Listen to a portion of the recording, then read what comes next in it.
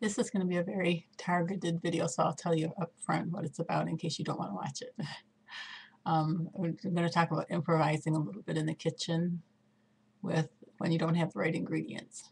And then after that, I have a recipe. And I apologize again that I don't know how to put it up in words across the screen someday, for a strawberry pie that's adaptable for food storage. So let me just briefly say I kind of play around in the kitchen.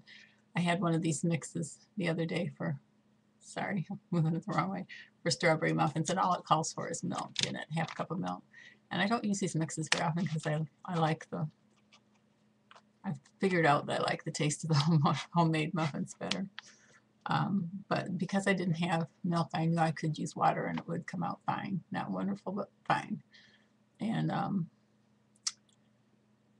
instead of doing that, I put a little bit of mashed potato flakes in it, not a lot, and a little bit more liquid, a little bit more water. And then I'm going to go off track for a second. I have a little pouch of dried egg powder. If you can find that any place, you might be able to find it with camping supplies. But if I didn't have a pouch of this, I would open a number 10 can and probably repackage 2 jars full of quart jars full of the egg powder and just use the additional. It doesn't hurt most mixes to add a little more dry ingredients, usually flour. You can play around a little bit with that. Mashed potato flakes will work in some things. A little bit of extra flour, and then if you're adding very much extra flour, you want a little bit more, whatever you're using to make it rise, probably baking powder. A little baking powder if you use very much more.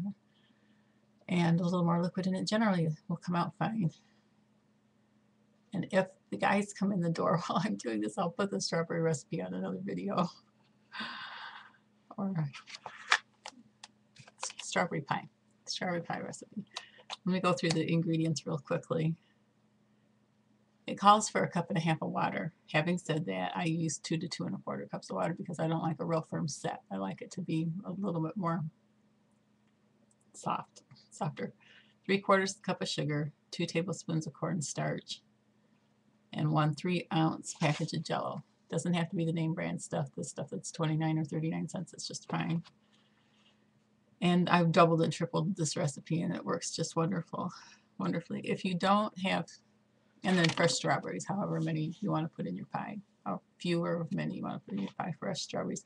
It probably could be done with frozen strawberries, but they would need to be mixed in with a cooled batch of pie filling before it was put into the pie crust. I wouldn't throw the frozen strawberries right in the bottom of the pie crust because they'll leak a little as they thaw. So you take the water, 1.5 cups of water, or 2 cups or 2 1/4 cups of water, depending on how you want to do it, 3/4 cup of sugar, and 2 tablespoons of cornstarch, and you simmer that. You don't put the Jell-O in it yet. Just the cornstarch, the sugar, and the water. You simmer that until it begins to thicken, and it will start to thicken. And then you take it off the heat and add the package of Jell-O and mix it up good. And then you have a pie crust that's baked ahead of time, and of course you can do that with your basic food supply items. So you'll have your pre-baked pie crust. You probably want to take a fork and prick it with holes in the bottom before you bake it. So you have a cooled pie crust waiting, and you have this water, sugar, cornstarch cooked until it thickens.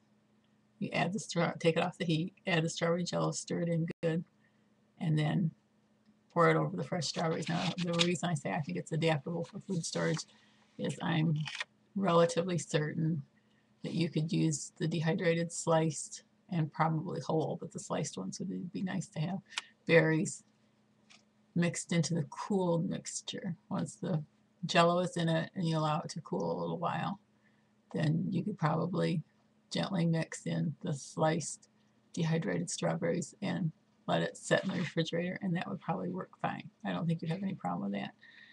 You could probably also add, if you had no strawberries and you had no dehydrated strawberries, no freeze-dried strawberries, one or the other, you probably could add somewhere between 1/3 cup to, I don't think I go more than half a cup, maybe 2/3 of a cup. I don't think I go more than half a cup of strawberry jam.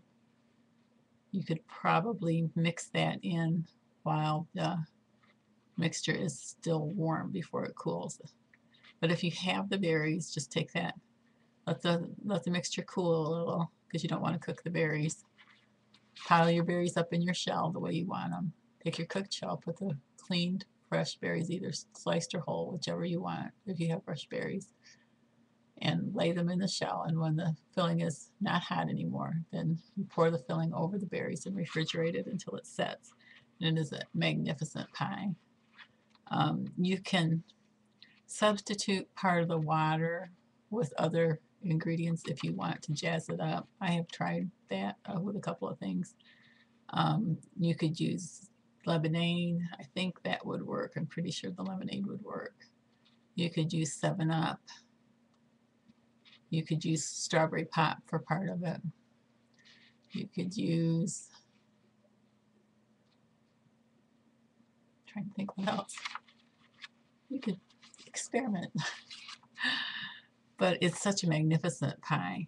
It's really a magnificent pie that we just have, we made, when my son was younger, we made several strawberry pies. We were going to give them out to people, and we just kept them and ate them all.